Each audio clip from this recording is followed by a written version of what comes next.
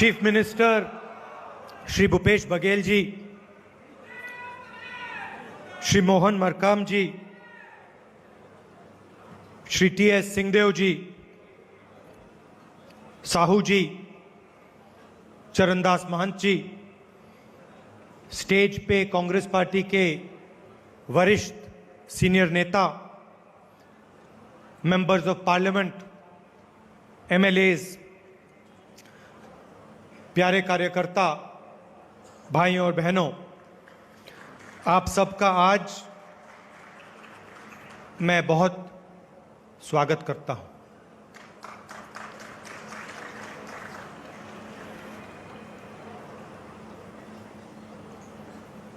कल मैंने लोकसभा में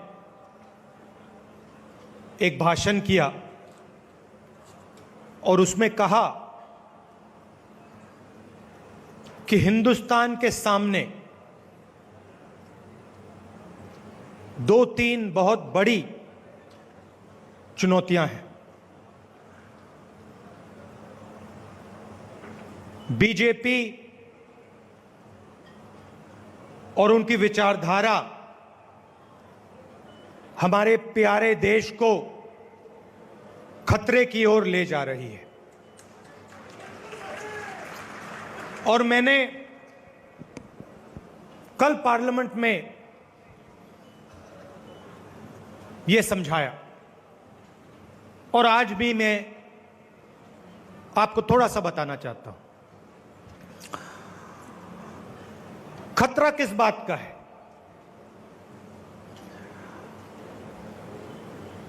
सबसे पहला खतरा, भयंकर खतरा, बीजेपी आज एक देश को दो देशों में बांट रहा है। दो नए देश बनाए जा रहे हैं। एक देश चुने हुए अरबपतियों का, उस देश में हवाई जहाज,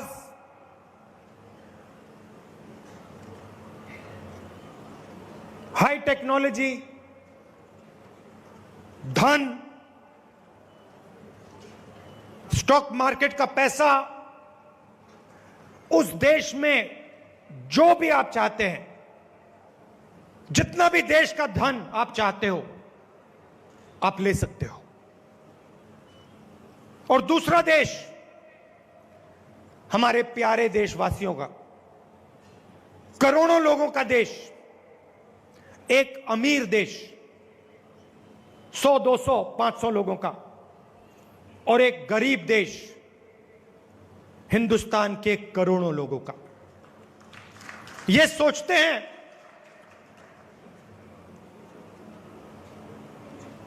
दो देश बनाने से जो गरीबों का देश है वो शांत बैठा रहेगा।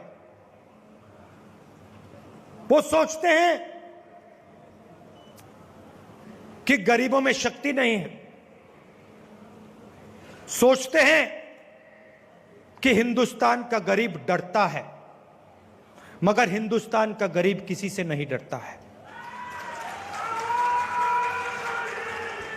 और अगर इस हिंदुस्तान को किसी ने यहां तक पहुंचाया है, जो ये बात करते रहते हैं 70 साल में क्या हुआ, अगर इस देश में प्रगति हुई है, तरक्की हुई है, तो ये किसी पार्टी की देन नहीं है। ये हिंदुस्तान के किसान, हिंदुस्तान के मजदूर, हिंदुस्तान के गरीब लोगों की देन है। तो जब ये सवाल पूछते हैं 70 साल में क्या हुआ, ये हमारे किसानों का, उनके माता पिताओं का, हमारे मजदूरों का, हमारे कारीगरों का, हमारे छोटे बिजनेस वालों का अपमान करते हैं। कांग्रेस पार्टी का अपमान नहीं करते। बहुत कुछ हुआ, बहुत बदलाव आया। किसने किया? हिंदुस्तान की गरीब जनता ने अपना खून पसीना देकर बदलाव किया। और आज ये चाहते हैं कि जिन लोगों ने इस देश को बनाया, जिन करोड़ों लोगों ने इस देश को बनाया, उनको परे कर दिया जाए और 100-200 लोगों को देश का पूरा धन पकड़ा दिया जाए। मैं आपको सिर्फ एक आंकड़ा देना चाहता हूं और इसको आप अच्छी तरह सुनिए। हिंदुस्तान के 100 सबसे अमीर लोगों के पास हिंदुस्तान के 40% लोगों से ज्यादा धन है। जितना धन हिंदुस्तान की 40% आबादी के पास है, उतना धन आज के नरेंद्र मोदी जी के सरकार के नीचे 100 लोगों के पास उतना धन है। एक तरफ 100 लोग, दूसरी तरफ 40% हिंदुस्तान। 40% लोग भूखे मरें, रोजगार ढूंढते भटकते जाएं और नरेंद्र मोदी जी के 5-10 उद्योगपति मित्र देश का पूरा धन अपनी जेब में डालें। ऐसा हिंदुस्तान हमें नहीं चाहिए और ऐसा हिंदुस्तान हम होने ही नहीं देंगे। अगर इस देश में प्रगति होगी तो सबकी प्रगति होगी, 2, 3, 4, 5 उद्योगपतियों की नहीं, सबकी होगी। यह हम में और उनमें फर्क है। और आज छत्तीसगढ़ में हम बहुत बड़ा कदम उठाने जा रहे हैं। हमने आपसे पहले वायदा किया था 2,500 रुपए, चाहे कुछ भी हो जाए, छत्तीसगढ़ के किसान को मिलेगा और हमने करके दिखाया है। और चुनाव के समय हमने नेताओं से बात की थी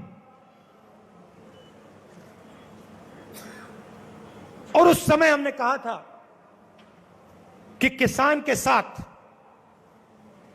हमारे प्यारे मजदूर भी काम करते हैं और अगर हम किसानों की मदद करते हैं तो फिर हमें छत्तीसगढ़ के गरीब मजदूरों की भी मदद करनी पड़ेगी।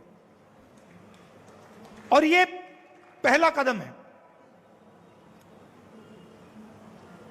यह मत सोचिए, छत्तीसगढ़ के गरीब लोगों को यह नहीं सोचना चाहिए कि बात यहीं अटक जाएगी।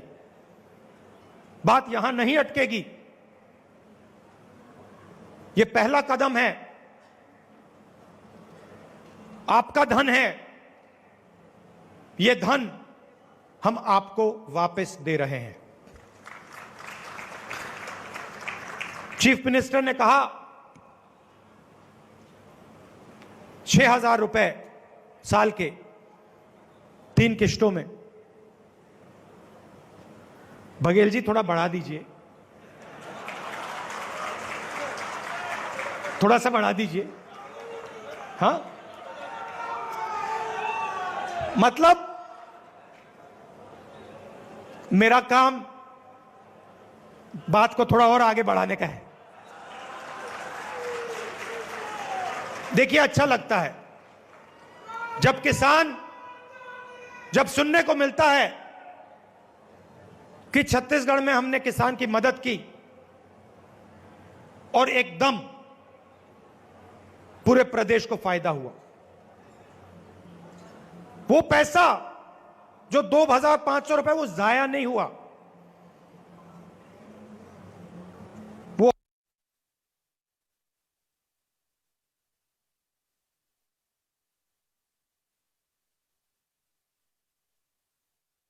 सही काम दिया और वही काम हम आज छत्तीसगढ़ के मजदूरों के लिए कर रहे हैं। इस प्रोग्राम से 3,55,000 हमारे मजदूर भाइयों बहनों को सीधा फायदा मिलेगा। उनकी जिंदगी, मैं ये नहीं कह रहा हूं कि बिल्कुल आसान हो जाएगी, मगर जो उनके कंधे पर बोझ है वो थोड़ा सा कम हो जाए। मैंने अपने भाषण में दूसरी बात भी कही। पहली बात मैंने कही थी कि देखिए आप 2 हिंदुस्तान बना रहे हैं, एक 4-5 उद्योगपतियों का और दूसरा करोड़ों हिंदुस्तान। हम ये नहीं होने देंगे। और मैंने दूसरी बात कही कि ये देश एक गुलदस्ता जैसा है, इसमें अलग अलग विचारधाराएं हैं। पानी पीना है कि पूछ लो उसको। छत्तीसगढ़ में पानी पिएगी? पानी दी थी आपकी अलग सोच, भाषाएं, इतिहास है, कल्चर है, हिस्ट्री है। तमिलनाडु में अलग है, उत्तर प्रदेश में अलग है, नागालैंड, मिजोरम, मणिपुर, छत्तीसगढ़ में आपकी अलग सोच है, भाषाएं हैं, इतिहास है, कल्चर है, हिस्ट्री है। तमिलनाडु में अलग है, उत्तर प्रदेश में अलग है, नागालैंड, मिजोरम, मणिपुर में अलग है। मगर हिंदुस्तान किसी एक सोच का नहीं है। अगर हम ये कहें कि हिंदुस्तान में सिर्फ छत्तीसगढ़ की सोच रहनी चाहिए तो यह गलत होगा। अगर हम ये कहें कि भाई हिंदुस्तान में सिर्फ एक प्रदेश की या एक विचारधारा की सोच होगी तो यह गलत है और इससे देश का नुकसान होता है। बीजेपी चाहती है, आरएसएस चाहती है कि उनकी विचारधारा जो हिंदुस्तान में एक विचारधारा है, हजारों और विचारधाराएं हैं, उनकी एक विचारधारा है। वो चाहते हैं कि एक विचारधारा इस देश के सब प्रदेशों पर, सब भाषाओं पर, सब इतिहास पर, सब हिस्ट्री पे एक विचारधारा का राज हो। और मैंने कल पार्लियामेंट में कहा यह कभी नहीं हो सकता है। छत्तीसगढ़ के लोगों को कैसे जीना चाहिए, छत्तीसगढ़ के आदिवासियों का जंगल के साथ क्या रिश्ता होना चाहिए, छत्तीसगढ़ के किसानों का अपने खेत नहीं बता सकते, उनको मालूम ही नहीं। और जैसे महाराष्ट्र के लोग आपको नहीं बता सकते, वैसे ही आप विदर्भ में जाके महाराष्ट्र के किसान को नहीं बता सकते कि भैया आपको इस प्रकार से जीना चाहिए। वो उसका हक है, ये आपका हक है। और ये जो गुलदस्ता है यही हमारा देश है। ये जो अलग अलग सोच है, अलग अलग विचारधाराएं हैं, प्यार की, भाईचारे की जो भावना है, इसी को हम हिंदुस्तान कहते हैं।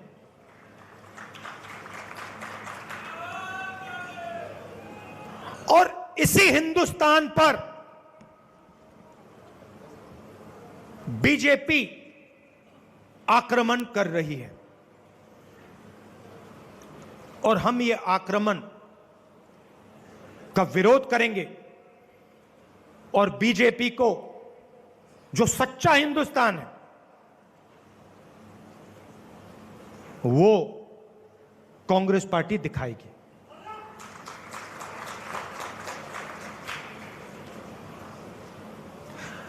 हिंदुस्तान के अंदर इन्होंने नफरत फैला दी है। एक प्रदेश को दूसरे प्रदेश से लड़ाते हैं, एक धर्म को दूसरे धर्म से लड़ाते हैं, और बाहर, हिंदुस्तान के बाहर जो शक्तियां हैं वो हमारी ओर देखती हैं और कहती हैं कि हिंदुस्तान कमजोर हो रहा है। चाइना की सेना लद्दाख में इसीलिए घुस पाई कि बीजेपी ने, हमारे प्रधानमंत्री ने उनके घुसने के बाद देश को कहा कि कोई अंदर नहीं आया। मेरा कहना है, हमारा काम, देशभक्ति का काम, देश को मजबूत करने का होता है, देश के गरीब लोगों की मदद करने का होता है, देश को एक साथ जोड़ने का होता है, नफरत फैलाने का नहीं, देश को कमजोर करने का नहीं। और इसीलिए यह विचारधारा की लड़ाई है। यह एक पार्टी और दूसरी पार्टी के बीच में लड़ाई नहीं है, यह विचारधारा की लड़ाई है। छत्तीसगढ़ में नेशनल लेवल पे सबसे बड़े उद्योगपतियों की मदद होती है, मगर जो हमारा स्मॉल और मीडियम इंडस्ट्री वाला है, जो छोटा व्यापारी है, उसको नोटबंदी, गलत जीएसटी, कोरोना के समय मदद नहीं दी जाती है। और इसीलिए मुझे काफी खुशी हुई कि आज जो आपने मुझे दिखाया, हर डिस्ट्रिक्ट से जो आपके प्रोडक्ट्स हैं, जो आपका ज्ञान है, जो आपकी हिस्ट्री है, जो आप अपने हाथों से बनाते हो, उसको बनाने में सरकार आपकी पूरी मदद करने की कोशिश कर रही है। हर डिस्ट्रिक्ट में जो आपकी स्किल्स हैं, सरकार उसको डेवलप करने का काम कर रही है। और मैं चाहता हूं, चीफ मिनिस्टर जी, मैं चाहता हूं कि जो आपने बात बोली, बस्तर कॉफी, अलग अलग चीजें जो आज मुझे देखने को मिली, चखने को मिली, ये सिर्फ आप छत्तीसगढ़ के लोगों को मत चखाइए, ये सिर्फ आप हिंदुस्तान के लोगों को मत चखाइए, ये आप पूरी दुनिया को छत्तीसगढ़ का जो जादू है, ये आप पूरी दुनिया को दिखाइए, पूरी दुनिया को चखाइए। और मैं सरकार के सब मंत्रियों को बधाई देता हूं कि आप छत्तीसगढ़ के लिए काम कर रहे हो। और मैं चाहता हूं कि जो आपके डिस्ट्रिक्ट्स में जनता की मदद का काम हो रहा है, उसमें आप जाके जनता के बीच में जाके गहराई से शामिल हो। कांग्रेस पार्टी का भी फायदा होगा, आपका भी फायदा होगा, छत्तीसगढ़ की जनता का भी फायदा होगा। आपने आज मुझे यहां बुलाया, मेरी बात इतने प्यार से आपने सुनी, इसके लिए मैं आपको दिल से धन्यवाद करता हूं। नमस्कार, जय हिंद।